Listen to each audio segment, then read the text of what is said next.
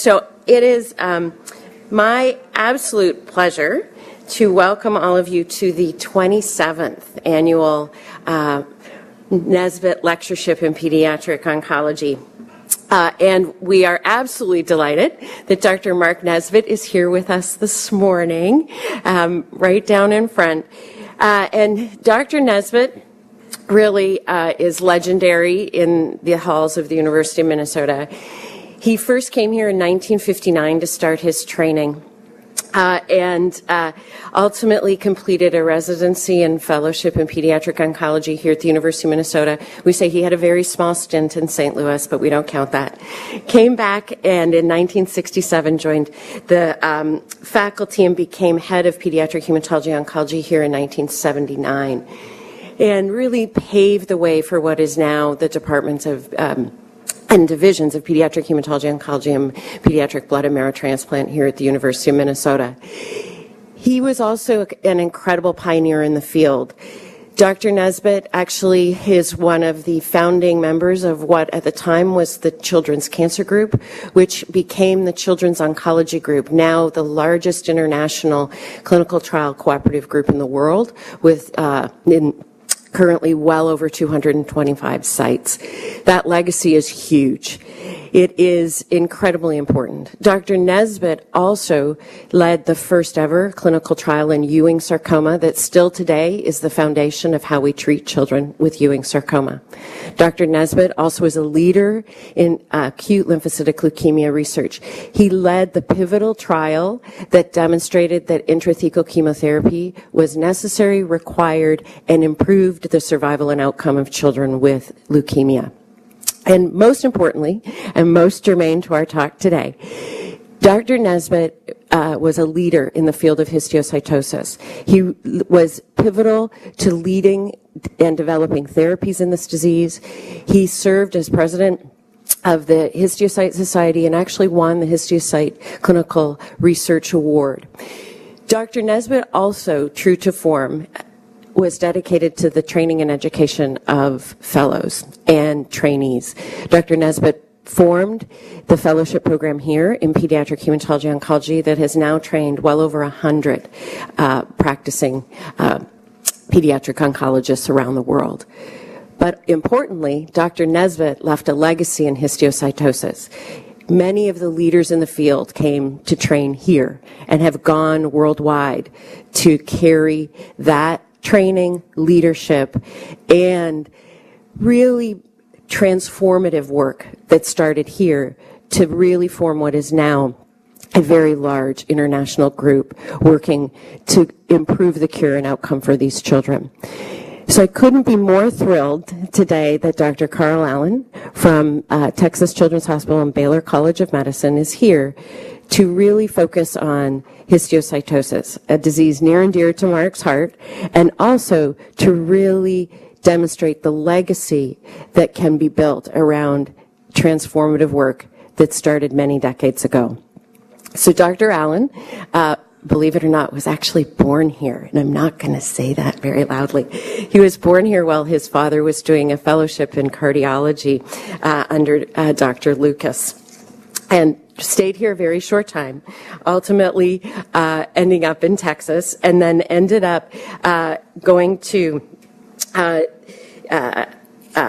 Duke for his undergraduate, and then also had this international flair. Dr. Allen then spent a year as a traveling scholar in Oxford, came back and went to the Ohio State University Medical School, where he attained a PhD and MD.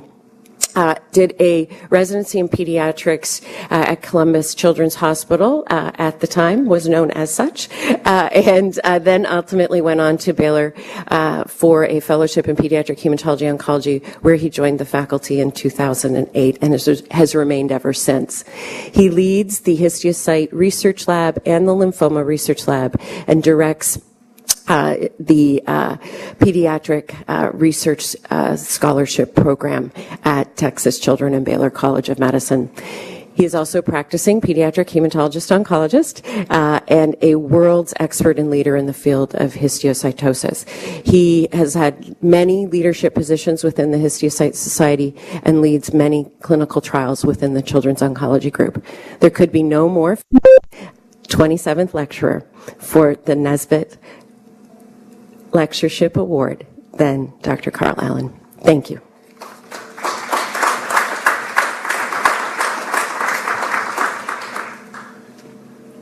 Very wonderful. Well, thank you for that very kind introduction, and it's certainly a huge honor for me to be able to share some of my thoughts or my biases on histiocytosis. And I thought I'd try to be a little provocative to see if I could get Dr. Nesbitt to argue with me today. So we'll see as the talk goes on. I just wanted to kind of give an update of really this is sort of histiocytosis encompasses a lot of different things, and I think it means different things to different people. So I'll, again, share where I think the field is right now. And I think it's sort of fitting since we're here in Minneapolis, really it's about branding, right? So we'll talk about LCH, I think probably should have a different name than LCH, and maybe we can talk about a different branding approach.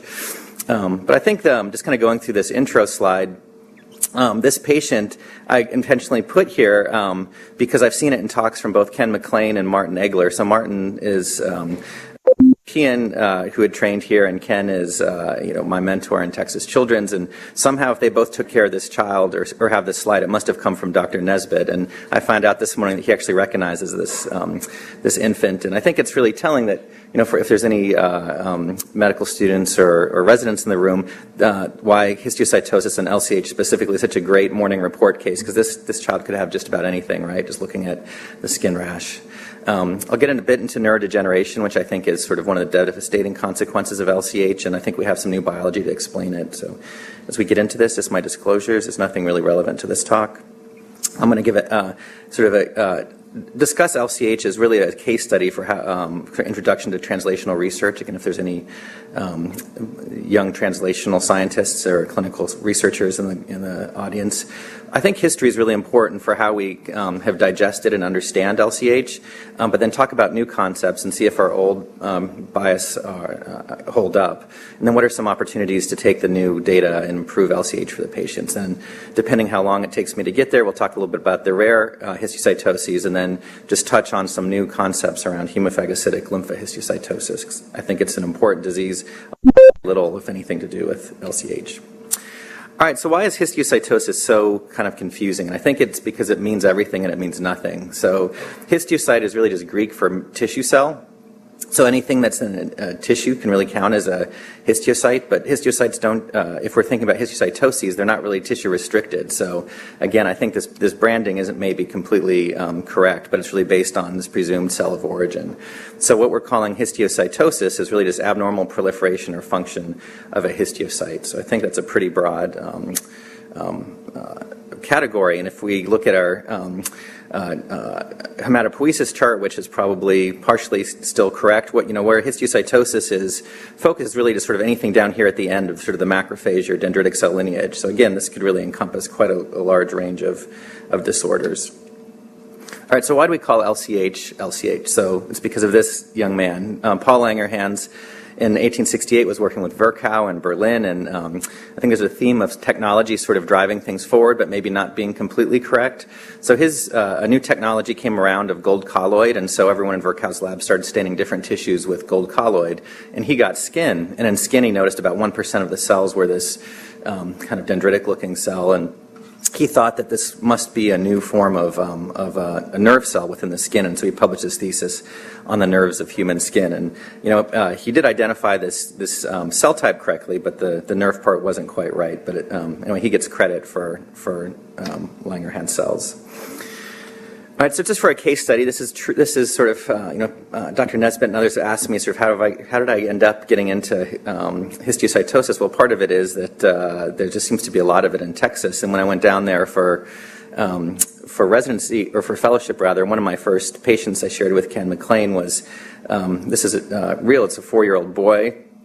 and the father of this, who didn't speak English and didn't really have a lot of scientific or even formal education, was asking me about his son who had multiple bone lesions and new onset of bedwetting. He says, is this cancer? Well, if you're not sure it's cancer, then why are you using chemotherapy? And if you're saying it's a blood disease, where do the cells come from? And if he's got these holes in his skull and pituitary, how are these cells getting into his brain? I did what I think all good residents do. I pretended my pager went off and then went out to look up to date. And I said, there's really nothing there. Like, there's so little known about the pathogenesis of LCH. And so it sort of really kind of inspired me to kind of take advantage of Ken McLean's clinic and try to answer some questions. And I think that there was sort of, I was asked to write an update on kind of the state of LCH for this North American clinics that just came out a couple years ago that Barrett Rollins was organizing. So I thought, well, let me see what they talked about in the last version. So the last version was 1998, and I think Bob Arcisi and John Pritchard, and ironically Malcolm Brenner, who's the head of our transplant program, who I think this was his first and only foray into histiocytosis. But they wrote this piece, and this is a little bit long for a slide, but I think it's really telling. They really said LCH treatment strategy, and it's their quotes, not mine, is based more on a roulette wheel than on scientifically based logic. Certainly part of this confusion and lack of consensus is due to persistent ambivalence as to whether LCH is a neoplastic disorder, dysregulatory disorder, or both. And if you go back into the literature, sort of every year or two, there would be some new debate. LCH is a cancer or immune disorder. And I think that ambivalence really, excluded LCH from kind of being brought into COG. We weren't really sure if we should treat it like an autoimmune disease or a cancer, and so we kind of ended up treating it kind of like a cancer light. All right, so I understand we have some epidemiologists in the room, so I like to plug that, people say, well, LCH is a rare disease, or, if it gets binned in the rare disease category, I mean, sure, it's rare, but not compared to other pediatric cancers, really. In fact, if you look at it compared to sort of our bread and butter cancer diagnoses, it's about the same as Hodgkin's or pediatric AML, about 5 cases per million. I think there's a bit of ethnic difference, but in general, about 5 cases per million. And I just want to note that each of these other groups have their own committee in COG. We don't even have a study yet.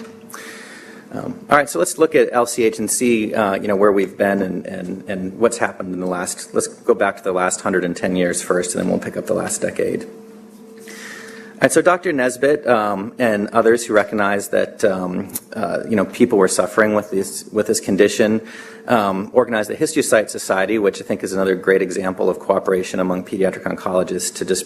First step is put our heads together and notice patterns. And so these patterns of clinical appearance that in some ways made sense and other ways didn't, but I think the first step of the Histiocyte Society getting together is really just sort of saying, well, what are the outcomes based on different phenotypes?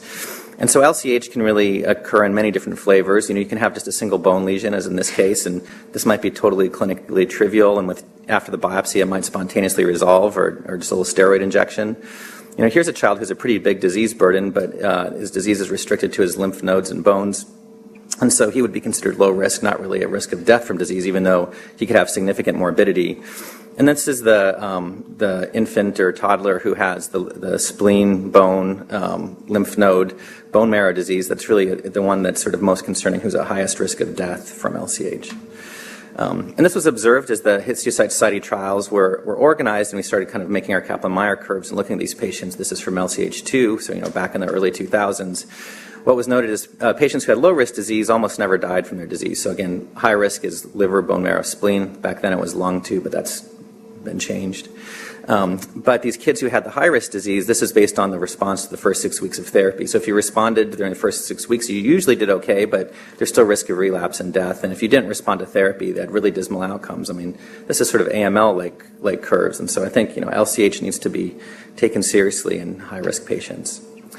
And I think this shows the result of our bias of not really committing to LCH as oncologists, but are we immunologists or rheumatologists, where we would really tolerate sort of these relapses. And in fact, I think the reluctance of many Histiocyte Society members to call it relapse, but to say reactivations, I think underlies that perspective to say, okay, well, you can treat it and have it go away, but if it comes back, maybe you'll just treat that bump or that lesion, as opposed to going for cure, which is sort of the goal for AML or ALL or lymphoma, when you maybe have one chance at getting it right before you have to go to transplant.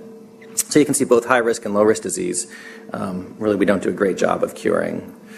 All right, again, so this just shows why LCH is such a great morning report disease, because it can be anything, right? So you can, basically anywhere our body interfaces with the environment, you have these potential to create LCH lesions, and even in other organs as well. And so, I've had some parents come in and say, oh, my child's really advanced, they have teeth and they're only 3 months old, and so you can see that the LCH lesions are really kind of pushing the teeth out here. Or you can have a really clinically trivial scalp rash. I mean, how is this not seborrheic dermatitis? But in this case, it's LCH. This child was thought to have congenital CMV, but it turned out to be LCH. And you can see this baby has what could be considered scalded skin syndrome or something else, but this turned out to be LCH. So it can look like just about anything in the skin. For some reason, LCH loves to go above the neck, and skull lesions are really the most common manifestation. But also, pituitary is a very common site. So a child presenting with diabetes insipidus, one of the big things on the differential should be considering LCH versus germinoma. This is a great boards question, and will probably show up if there's any fellows in the room. But then neurodegeneration is really, I think, the most devastating consequence of LCH, other than death from high-risk disease. 5 or 10 years after initial presentation, when the child's presumed to be cured, they can start developing a little bit of ataxia or dysarthria. If you do an MRI, you see these T2 hyperintensities in the brainstem and cerebellum. This typically is relentless and progresses until the child dies from the neurodegeneration, and there's until recently no great therapies for these children. It's really been considered to be an autoimmune phenomenon or a paraneoplastic phenomenon. And here's sort of another kind of dramatic case that you can see with LCH. This is a young girl who presented with diabetes insipidus and then developed acute respiratory distress as her disease progressed. And I just wanted to show this as sort of evidence of both how severe the disease can be in the lungs, but also really the potential for cure in these patients. So you can see that, and it wasn't trivial. This girl was in the ICU for about 9 months, and surgeons sort of, heroically placed chest tubes every time she would develop another pneumothorax. But after curing her LCH with cytarabine and 30 chest tubes and pleurodesis, she's doing great. A 5-year-old in school now. And you can see that the tissue regeneration is quite remarkable. All right, so again, what is LCH? So I just showed you sort of several examples of what it might look like clinically. And, physicians in the early 1900s sort of shared these observations where you'd have some kids who had diabetes insipidus and some bone disease, or orthopedic surgeons still call LCH eosinophilic granulosa sometimes. Letter C is the high-risk disease. Hashimoto Pritzker was describing the self-healing congenital disease, or congenital skin LCH. So in some cases, you'll get a skin rash that spontaneously resolves. And there's pulmonary LCH. But regardless of which tissue or which patient these biopsies would come from, they more or less look the same. So Lichtenstein and Farber and others noted the similarity of these cases. And Lichtenstein wrote this sort of thought piece and said, we should just call this disease histiocytosis X. And in this paper, he says X means we don't really know what the cell of origin is, but we'll just use this as a placeholder until we figure it out. 20 years later, electron microscopy comes around, and in France, this is sort of, the progression. So instead of doing cold colloid, now a group in France just started putting every tissue through the electron microscope. And these structures were found, and I think everyone recognizes these from their third-year med school pathology book. These are Burbeck granules that are present in epidermal Langerhans cells. And because they were present in epidermal Langerhans cells and present in the histiocytosis X lesions, it was sort of this Monty Python logic that if it weighs the same as a duck, it must float. And so because they have this shared feature, it's really been presumed that that histiocytosis X is some kind of problem of the Langerhans cell, or at least some similar cell. And so what does it look like under the microscope? You can see these coffee bean-shaped nuclei, nice kind of foamy-ish histiocytes with some lymphocytes mixed in. They stain positive for CD207, which is Langerhans, and CD1A. You can sometimes get a blush of macrophage markers, but usually it's more of a dendritic cell phenotype. And so a framework for understanding this really is, again, the epidermal Langerhans cell. So during our embryonic life, we have this sort of wave of hematopoiesis from the fetal liver, where a lot of our resident tissue, histiocytes, macrophages, and dendritic cells kind of come and find their place. And so we have these cells from basically before we were born that self-renew, and their job is to survey the environment for antigens. And if there's an antigen that's recognized, these cells are supposed to go to the lymph node where they train the cytotoxic T cells either to attack that antigen or to develop tolerance against that antigen. Well, in the case of LCH, the thought is there's maybe either an inappropriate stimulus or there's some kind of transformation of this epidermal Langerhans cell that would go on to develop LCH. And that was really a lot of the focus until about 10 years ago. Okay, so when I came to Texas, and again, technology is improving, and Ken and I kind of figured out that we could just take these lesions and kind of chop them up and put them in freeze media and put them in the freezer and analyze them later, so we didn't have to stick around and wait for these things to do one at a time, and we could flow sort them pretty nicely. And so we just did a very simple descriptive experiment to say, well, what do these cells look like if we just kind of look at their gene expression profile and compare them to epidermal Langerhans cell. So this just shows CD207 positive, CD1A positive cells in the, from a typical lesion. And I was really kind of surprised with, it's one of these things where I thought maybe I flipped my samples or I wasn't sure if we did this correctly, but you start seeing all these markers that were expressed more highly in LCH CD207 cells compared to epidermal Langerhans cells. And if you look at this sort of, these genes that are more highly expressed, it really looks like an AML signature. So why do you have this sort of less differentiated cells in LCH compared to epidermal Langerhans cells? So that makes sense with the model I was just telling you, where if LCH is really supposed to come from this epidermal Langerhans cell. So while we're working on this, dendritic cell biologists like Miriam Murad and others, we're really kind of looking at a bunch of different tissue cells, and what they're finding is that you can have Langerhans expression in Burbick granules at just about anywhere. So basically anywhere your body interfaces with the environment, you have these, not only these resident tissue cells that function as dendritic cells, but you have these bone marrow-derived dermal dendritic cells that kind of pop in and out of the dermis, and they can sort of support the function of the epidermal Langerhans cells. And then when these cells get mobilized, they get replaced by monocyte-derived epidermal Langerhans cells. And so really these cells can come from just about anywhere. So I think the idea that LCH must come from the epidermal Langerhans cell was really being called into question. All right, we're going to shift gears for a second. So while we're kind of puzzling with that part of ontogeny, Barrett Rollins at the Broad and his group were working with Levi Garraway, and they had again a new technology, the OncoMap, which was sort of one of the first mass spec pyrosequencing platforms, and everyone was putting their cancer through that platform to see if they could find various mutations. And Barrett had this very diligent postdoc who was kind of scooping the individual cells out and getting the DNA, and they looked at 50 or so lesions and found that 57% of these LCH lesions carried the BRAF V600E mutation. And in all cases, they stained positive for phospho-MEK and phospho-ERK. In their cohort, there was no significant clinical correlation with genotype. So just a quick review of the MAP kinase pathway. It's sort of one of our old reliable pathways. We have extracellular signals that signal through tyrosine kinase receptor tyrosine kinase that activate RAS, that then activate RAF, then MEK, then ERK. So BRAF is part of the RAF complex here, and normally you're responding to stress or growth signals or whatever, and it kind of signals a cell-specific growth profile. So what's going on in LCH when this switch is flipped? So it's a little bit confusing because, this is a great oncogene. It's associated with melanoma. It's 7% of all human cancers. It's universally present in hairy cell leukemia and present in many brain tumors, but it's, we probably all have BRAF V600E mutations if you have a nevus or sort of a pre-cancerous colon polyp. It shows up in a lot of benign conditions as well. So how do we place this in the context of LCH? And so we looked at the time that Barrett published his paper, we had been able to bank about 100 LCH samples in our freezer, and luckily QIAGEN just came out with a really easy qPCR primer, so we could look and see, what's the presence of BRAF V600E in our cohort, and we found a very similar number to the Boston cohort, and we found no significant correlation between high risk or low risk, gender, et cetera. But what we did find was that there was you were twice as likely to relapse with BRAF V600E as if you don't have BRAF V600E. And this has been reproduced by the French group. In a large French series, they did find that there was more V600E in high risk, even though we didn't see that in our group. All right, since we had this tool, we wanted to ask the question, not just is BRAF present in the lesions, but where are these cells coming from? Can we take advantage of this highly sensitive assay to look in patients' blood to see if we can see evidence of cells in circulation that carry the mutation?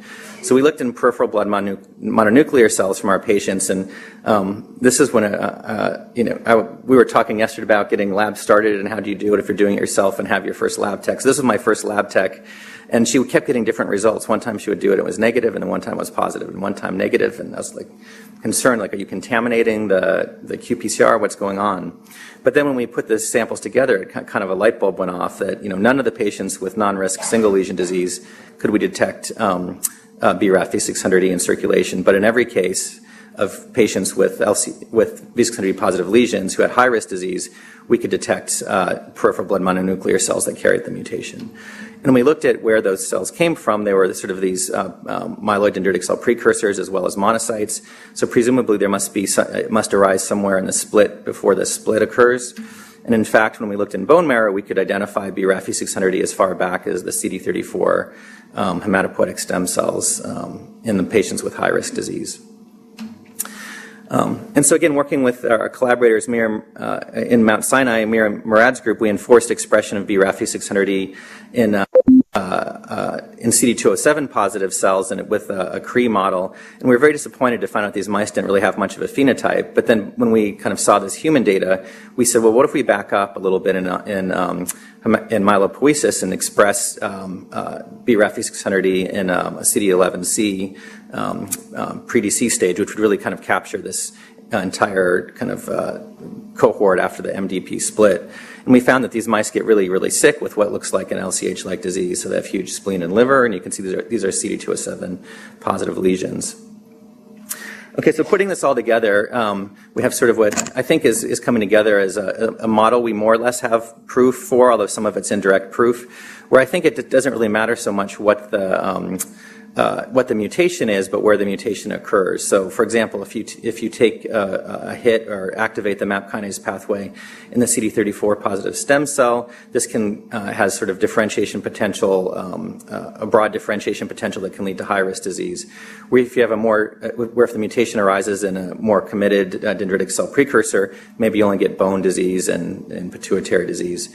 Or if you have sort of one of these dendritic cells at a far outpost that only surveys part of the skull, maybe you'll get the single lesion LCH, and maybe that's why it resolves, because it doesn't have a reservoir to continue to feed it. And so I think we have evidence for this and indirect evidence for this.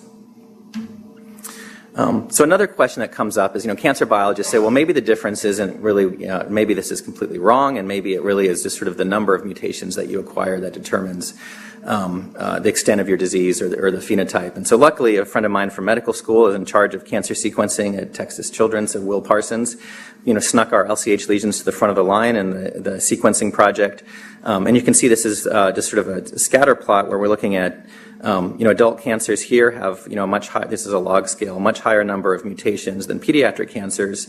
But even among pediatric cancers, LCH was way, way, way down on the list. So we had about, 1 to 2 mutations per exome. So everyone seemed to have basically their own mutation that led to LCH. Enrique Chakraborty worked on this with Will, and we were pretty excited to see that it seems to be a story of sort of mutually exclusive MAP kinase pathway mutation. So MAP2K1 encodes MEK. So here you have BRAF, here you have MEK. We still were wondering what's going on with these guys. But over the next, several years, we've been looking at these, digging a little bit deeper, and we're finding there's BRAF fusions. You have these indels that, for whatever reason, weren't BRAF indels that weren't picked up with the first screen. So at this point, the amount of gray zone is really decreased down to about 10% of cases. So in 90% of the cases in our cohort, we can find a MAP kinase activating mutation that leads to LCH. Okay, so I'm going to take a little bit of a shift here and talk about a couple specific manifestations of LCH that I think are clinically interesting, but maybe also inform the science. So again, skin disease is really, I think, fascinating because it can look like so many different things, and it can be sort of the tip of the iceberg, or it can be all there is. And interestingly, what we find from our pathologists sometimes is we'll get a report that says LCH in a 3-month-old self-resolving skin LCH. And so usually pathologists don't predict the future, but sometimes they do. And so we wanted to look at this and say, well, what percentage of our patients with presumed skin-limited disease really have skin-limited disease? And we found that that was incorrect about 50% of the time. So, if you have a baby that has skin disease, yes, it might resolve by itself, but there's also a good chance this is a child with more severe disease. And again, you can see it can look like anything from, this child I think was referred to CPS because they thought this was a cigarette burn, but it's really just LCH. And here, this isn't super dramatic, but it turns out to be LCH. So Steve Simcoe, who was a fellow in my lab, kind of did a retrospective series where he showed that while it's true that kids who show up with skin-limited disease tend to be a little bit younger, just because you're young doesn't mean it's skin-limited disease. Furthermore, he looked at the natural history of these cases. In kids who have skin-limited disease, it almost always heals by itself. Probably this one case where we had a little bit of relapse was maybe not, in fact, skin-limited. But the kids with more extensive disease are certainly at much higher risk from progression after therapy. And interestingly, when we looked at BRAF V600E in these cases, in the peripheral blood, we found that skin-limited disease, we can't really detect peripheral blood cells that carry the mutation where we could very, very frequently in skin with multisystem. So putting this together, again, this is indirect evidence, but I think this could be an argument for, maybe congenital skin LCH is a bit like transient myelodysplastic syndrome in kids with Down syndrome, where you have this wave of blasts that come from the fetal liver, but as the hematopoiesis shifts to the bone marrow, you sort of restore normal hematopoiesis. And I think that again, there's indirect evidence, but I think that certainly could make sense, understanding how LCH or how epidermal Langerhans cells come from the fetal liver. All right, so again, central nervous system, I'll just spend a couple minutes talking about this. Again, because I think it's really one of the biggest challenges that we face. What do we do with these patients? We don't really understand the differences in natural progression, who's at risk for these disease or for neurodegeneration. Parents are terrified that their kids are going to develop this. If you could tell them that they are in fact at risk or not, I think it would help a lot. But I think there's a signal that there is potential to reverse this.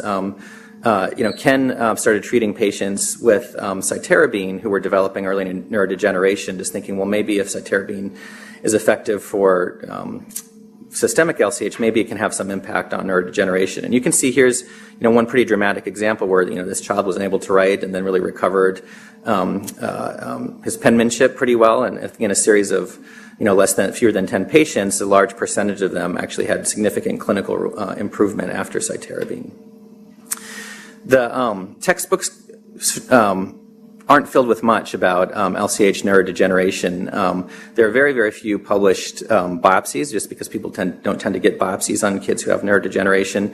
But the few cases that are published really report that it seems to be a T cell infiltrate around areas of neurodegeneration with absence of the CD207 positive cells.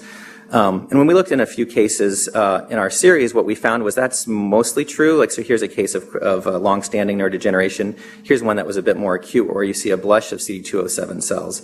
But what's remarkable is when you use a stain for BRAF V600E or VE1, we see that there's huge numbers of cells that actually carry the BRAF V600E mutation, even though they don't really look like LCH cells. And this is just a project we're doing with help from Paul Orchard, looking at osteopontin expression, kind of correlates with that as well. And in one case where a family extraordinarily generously donated a whole brain after their son tragically died from progressive neurodegeneration. For autopsy, we were able to take different sections of the brain and do qPCR on the different regions, and we were really shocked to find this result that in this child, the brainstem was composed of almost 15% BRAF V600E positive cells, the pons 10%, cerebellum 5%, not much in the temporal or frontal lobes. But this really just correlates with the areas that are affected by neurodegeneration, so pons and brainstem, cerebellum, where the frontal and temporal cortex are generally spared. So at the same time, we were sort of asking a question. We'd been collecting CSF on patients with neurodegeneration for about the last decade, And we started doing qPCR. We said, well, okay, well, if we can see these lesions, can we identify cells in the CSF? Is this like leukemia? And we were really surprised to find that we almost never found any BRAF V600E extracellular or cellular in the CSF. In these two cases that were positive, these kids had spinal cord active LCH spinal cord lesions, so it doesn't really count. But what we did find that was surprising is that in these patients who were at least a year off therapy, who developed LCH neurodegeneration with no signs of systemic disease, if there's no signs of systemic disease and you don't have neurodegeneration, we never see BRAF V600E in circulation. But in these cases of patients who develop neurodegeneration, very frequently we could identify BRAF V600E positive cells in circulation. So we wonder, maybe are these cells coming from the blood? And we work with Jennifer Prakarsik, who's a fabulous pathologist at Pittsburgh. This is that section of the whole brain autopsy where we're able to really look at several different sections and do some immunohistochemistry. And you can really see that sort of here's a blood vessel, and it looks almost like you can see in an area of sort of at the front end of where neurodegeneration was occurring, you can see that there's these BRAF V600E positive cells that look like they're kind of popping out of the blood vessel, and you can see that with CD33, CD14 positive cells, CD163 stains microglia and macrophages. And I think what's really important is that P2RY12, which stains the microglia that we're born with, was absent. So you can see here's one positive, here's one positive. So it really suggests these cells are coming from the blood, and these aren't just sort of activation of cells that go to the brain since embryonic development. So we asked the question, if neurodegeneration really is this sort of brain-specific LCH lesion, can we treat neurodegeneration like we do LCH? So we took at least 4 patients. We started trying BRAF inhibitors when they had BRAF V600E disease, and you can see that we had some success. So here's a case of a child who had relatively rapidly progressing disease that didn't respond to chemotherapy, but we give vemurafenib, and he's had a really good clinical and radiographic response. It's a little easier to see in this patient. So 2 years of progressive disease, you can see sort of these stripes here decrease a bit. And this this girl went from being in a wheelchair to being able to walk after this therapy. Same thing in this patient. You can see that there's persistent disease after 4 years of chemotherapy that responds pretty well to vemurafenib. Although here's a patient who's had 10 years of disease, and you can see a cerebellum is extraordinarily atrophied, and he didn't have much of a response. And we suspect that after a certain amount of damage, probably therapy is not going to be effective. But based on this, we hypothesized that maybe there's adding on to this model that you have these bone marrow precursors, where I think it depends which lineage gets tweaked. Where if you get your CD1C dendritic cells, you get the LCH lesions, but a shared clone of that, if it persists and it's a monocyte that has license to go to the brain as an inflammatory sort of microglia-like reaction, these are the patients we believe are at risk for neurodegeneration. So if we can figure out what exactly this population is, maybe we can either get rid of the cell or at least predict who's going to be at risk for developing neurodegeneration. And all of this just kind of came out in a paper in Cancer a couple months ago. All right, so now that we have all this information, how can we shift towards thinking about a rational cure? So how are we doing? So our standard of care is not great. So if you look at the LCH3 outcomes, high-risk patients, and you kind of add up the math, and there's these sort of reports of who responds by week 12, who has reactivation by 3 years. But if you ask what's the event-free survival with vinblastine and prednisone, what's the cure rate, it's fewer than 41%. So 60% of patients are relapsing. So how do you improve on that? So I think we have to do clinical trials. So that the Histiocyte Society, with the support of the North American Consortium for Histiocytosis, which is a consortium that Carlos Rodriguez Galindo at St. Jude and I have gotten some funding through St. Baldrick's for. One of the trials we're supporting is the LCH4 trial. We're asking the question of, is 2 years better than 1 year? This is based on the LCH3 showing that 6 months had more relapse than 1 year. So this is sort of, using the same drugs, but in longer time point. So if we look at the limited data that exists about what kind of chemotherapy is being used, I wonder if we can do better. So if we're talking about, vinblastine prednisone, which maybe is a little bit more lymphoid targeting, if we target the myeloid neoplastic clone, can we do better? And, I think if you look there's sort of a Goldilocks story here. When 2-CDA was used at a really, really low dose, there was a reasonable response rate in patients who were treated for salvage therapy, but for progression-free survival was only 3% at 6 months, and survival wasn't great for patients with high-risk disease. But if you look at the French experience, they piloted this AML-style chemotherapy of super high-dose 2-CDA-ARC. You're in the hospital for 3 to 6 months. And the story is that every patient that the therapy didn't kill survived. So they have a 70% response, and in a follow-up study, they had about an 85% 3-year survival, and every patient who survived was cured. But the problem was that the toxicity has about a 15 to 20% treatment-related mortality, which seems a bit much for LCH. So maybe in the middle, maybe just right, is something like cytarabine or clofarabine, where we have some series where outpatient doses of these drugs result in pretty good response rates, and maybe it's just about finding that right dose. So we do have a trial looking at cytarabine because we've seen it's effective in neurodegeneration and pituitary disease and also as salvage. And with our institutional series, we saw 100% EFS and 93% 1-year PFS for frontline therapy. So we're trying this in a randomized study against prednisone and vinblastine. We need about 120 patients to detect a 20% difference. So there's 12 institutions that have signed up with us, and we're always looking for more. If anyone's interested in participating in this, we hope to get an answer in the next 2 years or so if maybe cytarabine is better for upfront therapy. All right, well, I've been talking about BRAF-V600E and the MAP kinase pathway. Why don't we just target that? It seems like it maybe would make more sense. And if you look at, there's remarkably little data to guide us there at this point. If you look at the adult data, the French gave vemurafenib sort of off the shelf to adult patients with Erdheim-Chester disease, which is more or less related to LCH, and they saw a universal PET response by 6 months.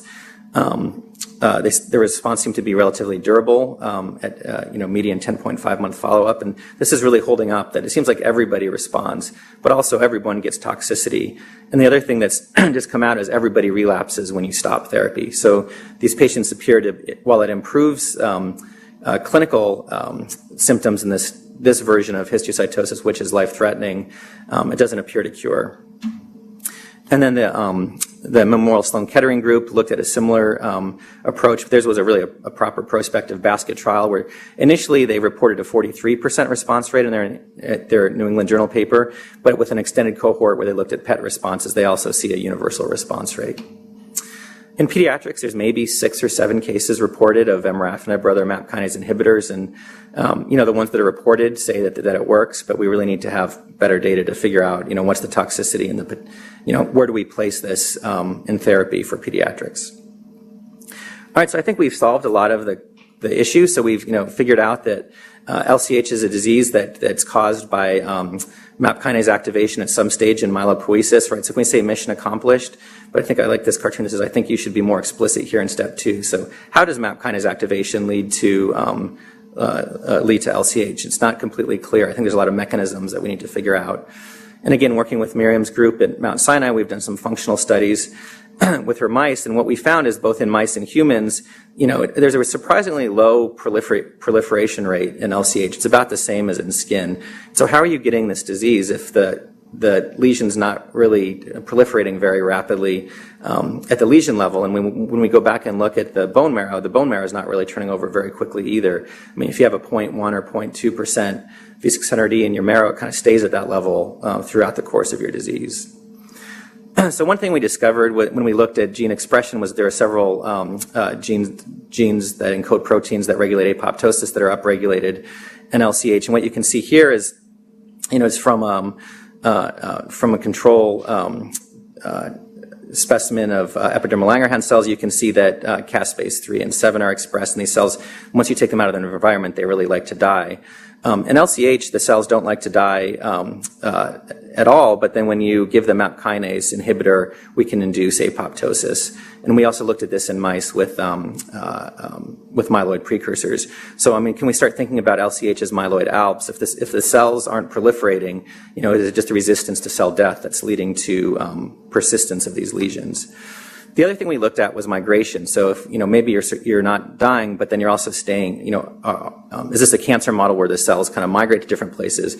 And we were surprised to find out it's really quite the opposite. The cells are really stuck at the sites of lesions. So once they're at a certain stage of differentiation. So what you do here is you paint the mice with some fluorescent dye, and then you can see that,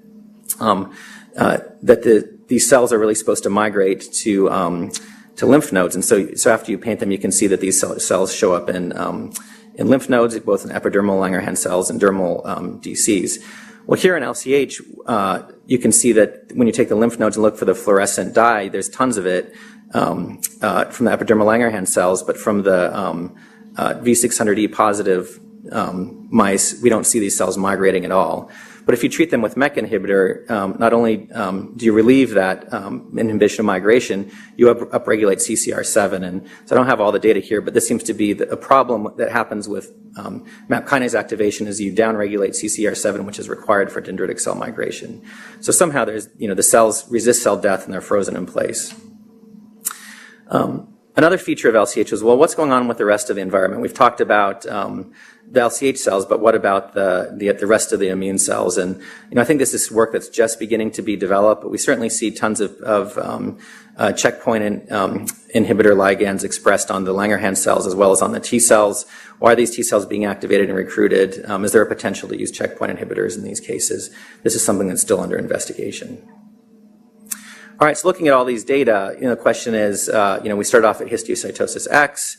We had all these lesions. We went to histiocytosis X. Then we said, well, maybe it's Langerhans cell histiocytosis. Then we said, well, maybe these don't come from Langerhans cells at all, but from some other more immature source. And now I think what we're realizing, it's really histiocytosis X, Y, and Z, where everyone has their own sort of flavor of histiocytosis based on what's their cell of origin plus what's the mutation that they contain. And so I think, looking forward, I think, we need to move beyond this roulette wheel and really move towards both personalized therapy, but also opportunities for different targets. For example, can we block DC migration or differentiation? I think this is what the MAP kinase inhibitors are doing. Can we impact the impaired migration? Can we somehow reactivate apoptosis? What about the T cells? Can we manipulate those? And I think we have enough agents sort of in the shelf. The question is, how do we prioritize them and test them in a rational manner? So I think to summarize for LCH, I think it's fair to rebrand it as a myeloid proliferative neoplasm. I think skin lesions really merit systemic evaluation. I think that at least my bias is that relapse and persistent disease are associated with increase in morbidity and mortality. Therefore, a therapeutic goal should really be cure. And I think if we, embrace the cancer model, even though sometimes parents don't like to hear this, we can really benefit from COG, NCI, and other kind of approaches that have helped other kids with myeloproliferative syndromes. All right, so just take 5 more minutes to wrap up here and just kind of quickly go over some of the other histiocytoses.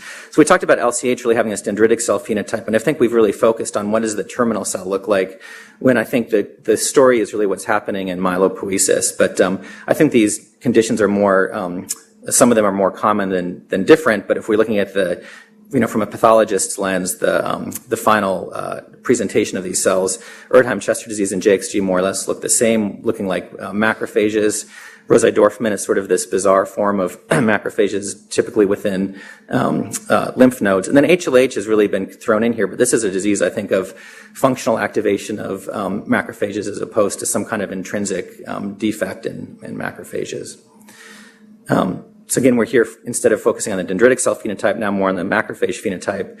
So JXG sometimes can show up in NF1 patients. That might be enough to sort of drive the MAP kinase pathway. Typically, it's just skin lesions, and sometimes you'll hear, it's just a skin JXG, no big deal. But if you look, more deeply, sometimes you'll see brain tumors. Sometimes you'll see LCH-like high-risk disease that can be very difficult to treat. And most of these cases have MAP kinase activating mutations as well, although I think the genetics are a bit more complex, and we're still figuring that out.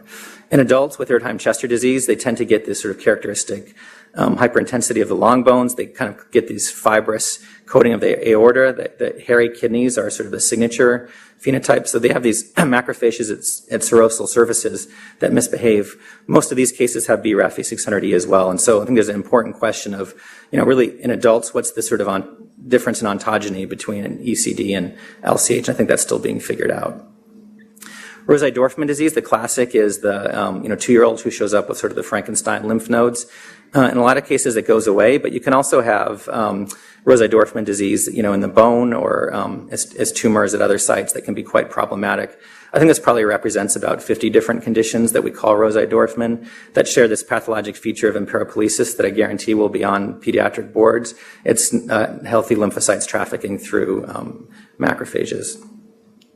All right, so the coffee break question is, and I asked this at a pathology meeting and didn't get a very good response, but, why is LCH not here? This seems like it's JMML to me, right? It's, all these diseases are disorders of myeloproliferation.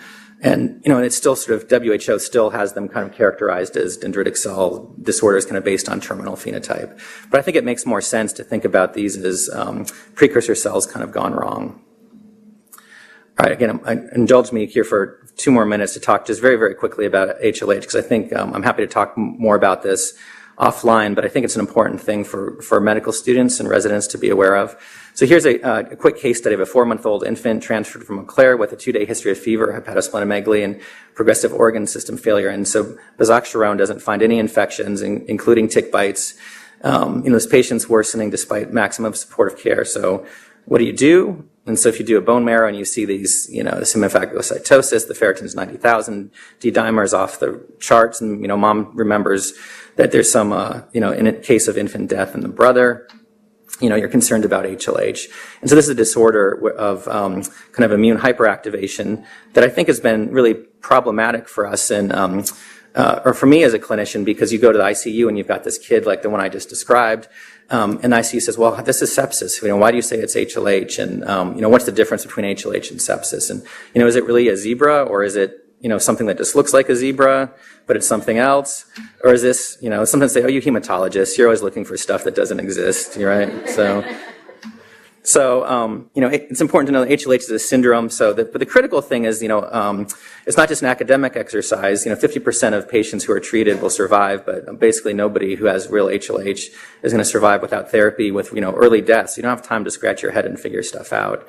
And just sort of, how is this described? The first cases were in the 50s, where I like going back to the original reports, because you see these siblings. So Robert, age 9 weeks, born to Gentile parents. I don't think we'd use the name or that designation today.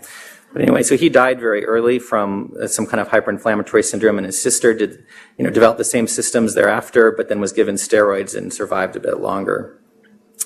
And the Histiocyte Society, again, has gotten together and said, well, how would you describe these patients who have this hyperinflammatory syndrome? And I think the diagnostic criteria are sometimes confused with kind of biblical sort of importance, when this is really just criteria to be included on a clinical trial, or the HLH 2004 clinical trial. But what they describe is someone who's got extraordinary inflammation. And so how do you tell the difference between HLH and sepsis? And they do look the same, but we have done some quick experiments to say, well, if we compare control patients to HLH and sepsis, yeah, this blue stuff looks more or less the same. But if you're looking at the plasma protein profile, there are significant differences between HLH and sepsis, including a really increased interferon gamma signature in HLH. So we asked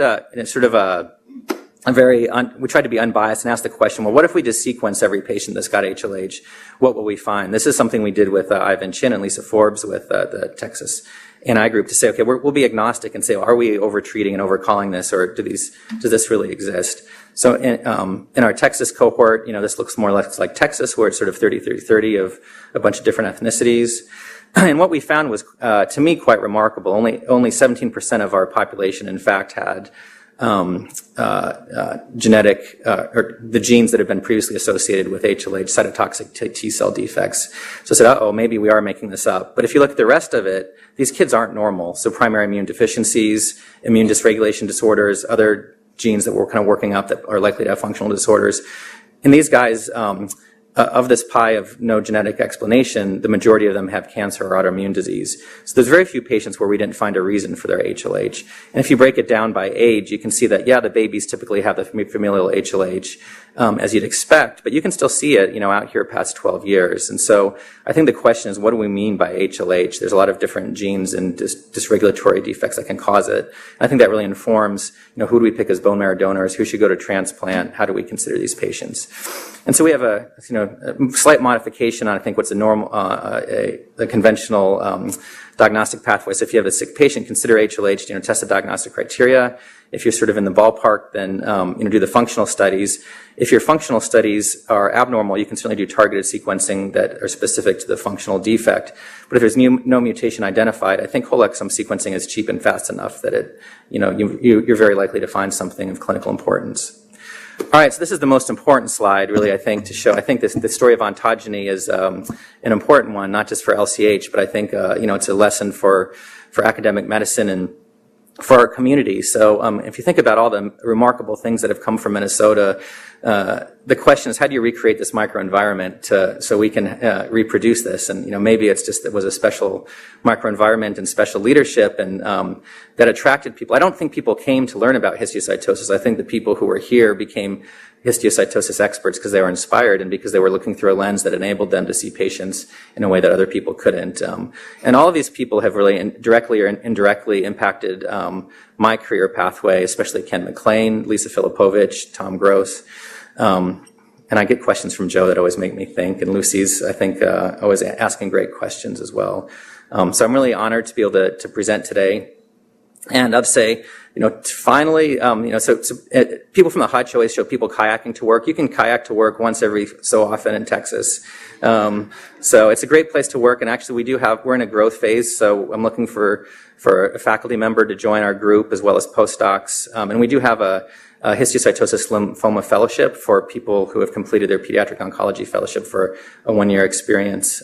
So we welcome collaboration as well, and some collaborators, and that's it. Happy to take questions.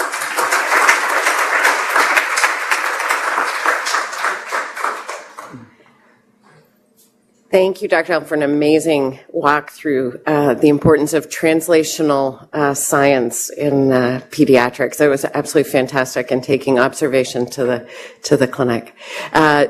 Would love any questions if there's a mic. Yeah, just coming over.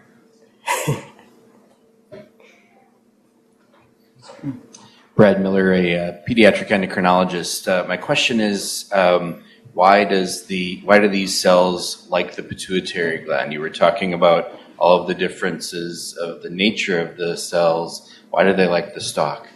Yeah, I'm not really sure. I think it's a phenomenon that we certainly recognize, but there must be something about the immune surveillance of the pituitary that I think overlaps with the LCH distribution. So we're working on trying to model that in some mice to see if we can figure out which immune cells it is that go to the pituitary. But I think it is an area that's pretty richly kind of bathed by blood cells, and so I think that it kind of would make sense that that's maybe a port of entry for these cells coming from the circulation. But that's total speculation.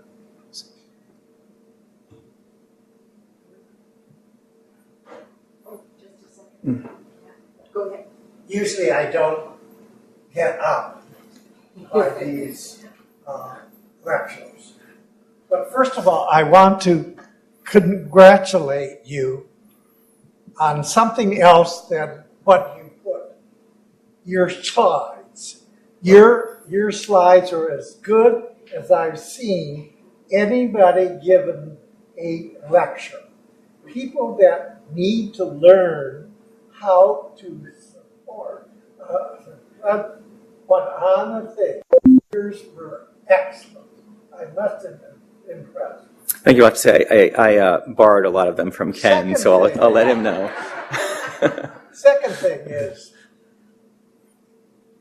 I am now 85 years old. What you did for me is to look at me when I was up to 10 years old. The rest of it was all new. It is incredible for me to see over the years that I was here, all the questions that were there and we didn't know anything. We just didn't know. But all those things have come on. Third, what about genetics in LCH? How is that related to, is there any relation genetics in the family? Okay, so I'll take your last question first because it's the easiest. I kind of overindulged the slide deck as it was, but we do have some data on inheritance in LCH. I think there's something to it. It's not Mendelian, but I think that at least it doesn't appear to be Mendelian. But we've done a trio study with Michael Schur and Aaron Peckham, who's an epidemiologist working with us. And we did find that there's a SMAD6 variant that's enriched in LCH that also is much more frequent in Hispanics. And I think something that we see in Houston is that, so we have about 1,500 or so patients in our cohort. There's only 11 African Americans or Africans. And I've showed you already that, the Houston pie shows it should be many, many more than that. We have way more Hispanics than we probably should based on the population of Houston. So I think there's clearly something about genetic background that influences LCH, and we haven't quite sorted it out, but I think there may be something to what's the potential to tolerate or acquire the BRAF V600E mutation. Because in those 11 African Americans or Africans, we almost never see BRAF V600E. And I think if you look at other BRAF V600E diseases, there's underrepresentation of Africans and African Americans. So I wonder, is there something about sort of the risk of melanoma from being able to acquire V600E that might be somehow regulated by some inherited factors. So we're just beginning to tease the part. If there's anyone in the COG who has influence over samples, we've made a request to expand our trio study. I think Aaron's grant's under review at NIH yesterday or today. So anyway, this is an area that I think we need to look at. I know I've heard of a couple cases of siblings. I think we only have one sibling pair in our group and one half sibling pair, which, is that more than chance? I'm not really sure. Yeah, so I think that's a fantastic question that maybe LCH can help elucidate some general concepts of kind of risk of inheriting various mutations. On your second question was about what you've learned. I just want to make the comment that the only reason, I presented all these slides, but it's this is really all inspired by Ken, who is inspired by you. We have a team of 30 people working. We're plugged into consortia, the Histiocyte Society, COG. The great thing about all this is it's a community. And I think one thing that you did with the Histiocyte Society is it's forced us to, it kind of reminds me of those pictures in the malls in the 80s when you stare at it long enough and it kind of switches from a penguin to a dinosaur, right? And we just had to kind of keep staring until we saw that picture flip, but we wouldn't have done that without, I think, again, you kind of pointing the way, and then also the community kind of gathering around this. And so I'm just kind of here as a representation of this phase of that discovery. So I just wanted to follow up on the V600E. It seems very specific, right? In terms of, do you see other mutations in the same gene, or is it always V600E? And if so, is there something that leads to particular proclivity for that mutation to occur? Yeah, that's a good question. So why V600E? So I think, is it a random mutation at a specific point in differentiation? And, when we model different mutations, they definitely have different strengths of MAP kinase signaling. I think in certain brain tumors, you see, fusions more than V600E. Why that particular mutation arises, I'm not completely sure. But we do see fusion events in BRAF. We saw indels in BRAF. We see activating mutations in MAP2K1. And if the sort of general sense is BRAF V600E is associated with more serious disease, it's sort of ironic that the unpublished data we have is that the MAP2K1 mutations are much, much stronger in the mice. That makes the mice kind of blow up. And so what I hypothesize is that we probably don't tolerate some mutations in stem cells or in early development, where maybe V600E is that sweet spot of it kind of tweaks myeloid differentiation just enough and gives survival without making the cell go berserk. But that's speculation. Thanks. Join me in thanking Dr. I'm sorry, we have one more question, if that's okay. Actually, it's past 8:30, and if you have further questions, feel free to come to the front. Okay. Thank you, Paul. Sorry for going over. Thank you. Please join me in thanking Dr. Allen. You have been disconnected from the meeting.